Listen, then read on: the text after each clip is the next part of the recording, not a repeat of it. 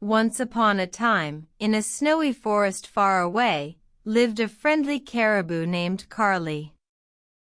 Carley was a beautiful caribou with a coat as white as snow and antlers that sparkled in the sunlight. She lived all alone, but she never felt lonely, for she loved to make friends with the forest creatures. One day, a little squirrel named Squeaky came to visit. Squeaky was afraid of the cold, but Carley offered to show him how to stay warm.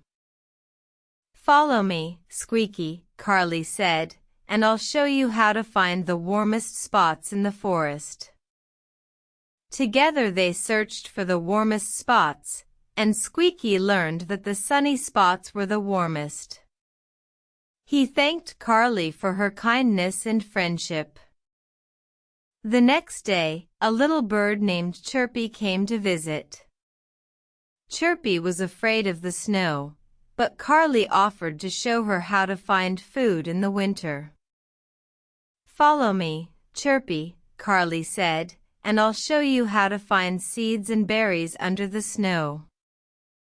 Together they searched for food, and Chirpy learned that there was always something to eat under the snow.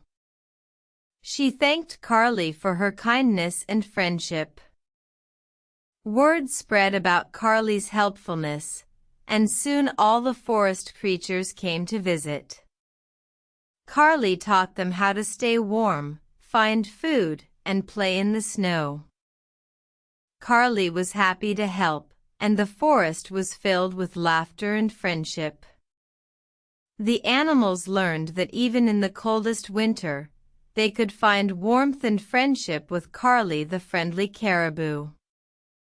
One night, as Carley lay down to sleep, she looked up at the stars and felt grateful for the friends she had made. She knew that no matter how cold it got, she would always have companionship to keep her warm. The end.